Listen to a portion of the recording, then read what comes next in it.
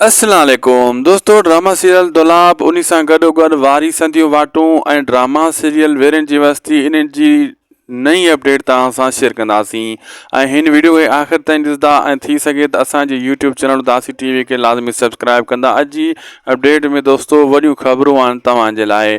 ऐं दोस्तों मां तव्हांखे ॿुधाईंदो हलां त हाणे वारी संधियूं वाटूं ड्रामो जेको आहे उहो तमामु जल्द शूट कयो वेंदो ऐं डायरेक्टर जेको मंज़ूर दानिश उर्फ़ लौंग साहब हुयो उन माज़रत कई हुई, उनखे मजबूरियूं हुयूं, उन थैंक्स भी कयो सिंध टीवी वारनि जो त जेको आहे हुननि उनजी ॻाल्हि मञी, छो त उनजी मजबूरियुनि जे तहत उहो ड्रामे खे टाइम न ॾेई सघियो। तमामु जल्द वरी ॿिए ड्रामे में हू डायरेक्शन कंदो ॿिए ड्रामे जी। ऐं बाक़ी वेरनि जी वस्ती ड्रामो दुलाब ख़तमु थींदो, उन खां पोइ वेरनि जी वस्ती हलायो वेंदो ऐं बाक़ी दुलाब जे अचण वारा एपिसोड में तव्हां इहो ज़रूरु ॾिसंदो दोस्तों, जेका ही सिंध में वॾेरा आहिनि जेका ग़रीबनि मथां ज़ुल्म कंदा आहिनि, यानी शाहनवाज़ ख़ान जहिड़ा, उन्हनि जो बुरो हशर ॾेखारियो वेंदो। यानी शाहनवाज़ ख़ान जो बुरो हशर ॾेखारियो वियो, सम्झ उन्हनि जो बुरो हशर ॾेखारियो वियो। अहिड़े हिसाब सां अचण वारे एपिसोडनि में इहे सीन तव्हां असांखे ॾेखारिया वेंदा ऐं शाहनवाज़ ख़ान जी किनी हालत थींदी, छो त हाणे चोथों स्पेल हलंदो, आख़िरी स्पेल ड्रामे जो हलंदो दुलाब जो ऐं 100 ते पोइ हिनखे एंड कयो वेंदो।